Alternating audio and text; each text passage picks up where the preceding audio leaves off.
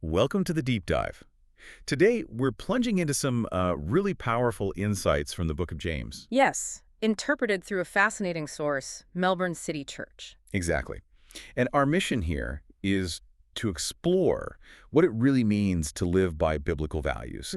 How to actually resist being swept away by all the societal trends around us. And that source, right from James 1, verses 1 to 18, it hits you with this idea that the path of faith isn't meant to be easy. It's actually characterized by suffering, trials, adversity. Adversity being part of the design almost. Precisely. The source argues these challenges are natural if you choose to believe in Jesus and go against the world's flow. So if you're not facing challenges, maybe you're too comfortable. That's the implication.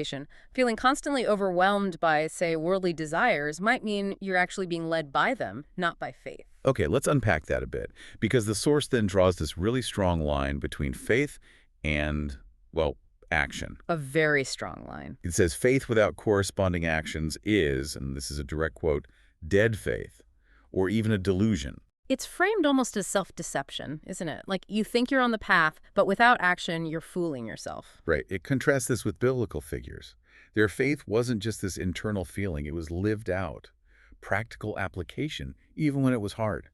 And what's fascinating is how James chapter 1, verses 19 to 27, then defines what true devotion looks like. And it's not just about church attendance or rituals. Well, not primarily, no. It's about living in the world, but staying uncorrupted by it. Yeah. Actively resisting its pressures, its trends. And taking responsibility. Yes, taking responsibility for others. This idea of shining a light or even becoming the Christ for people who are struggling, offering real practical help. It's about embodying that compassion. Exactly. It's a very practical, selfless kind of service. Which leads straight into James chapter 2, and this gets really interesting.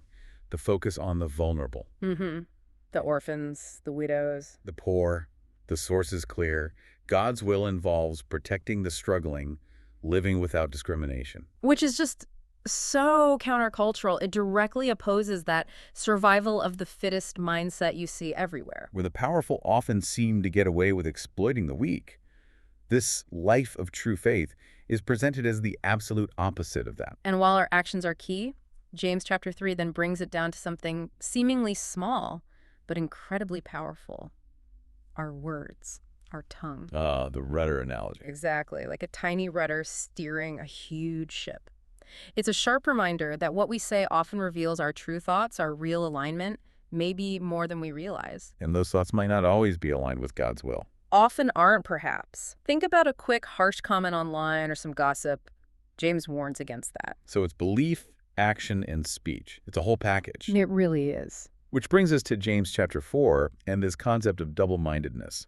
What's the source's take on that?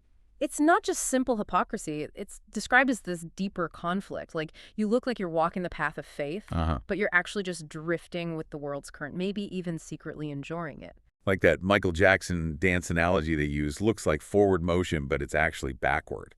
Precisely that. It also warns believers, don't slander each other. Don't boast about worldly status within the community. Because that makes the church lose its focus. It erodes the true purpose, yeah. And then James chapter 5 hits hard, particularly verses 1 to 6. A strong warning. A very strong warning, especially to the rich who gain wealth through exploitation. Maybe holding back fair wages, things like that. It's a call to check how wealth is accumulated. Absolutely. The advice is clear. Store up treasures in heaven, not just earthly ones. Conduct your business, build your wealth, but do it in faith, ethically. So pulling this all together, what's the big takeaway? Well, the central message filtering through this Melbourne City Church interpretation of James seems crystal clear. That a true life of faith isn't passive, it's active. It's a striving life that consciously goes against the strong currents of the world. Rooted in God's word, not just hoping to be like dragged to heaven by prayer alone. Exactly. It demands your full effort, your engagement. It's not coasting. So the final thought for you listening. Yeah, maybe reflect on this. How specifically are you living according to these quite challenging biblical values? Or are you, maybe without even realizing it, getting swept along by the world? Making excuses, finding it easier to just go with the flow. Right. Are you secretly enjoying that flow instead of making that powerful leap, that conscious effort to swim against it? Because this reading suggests a life of faith requires giving things up, striving with all your might. It's an active choice every single day.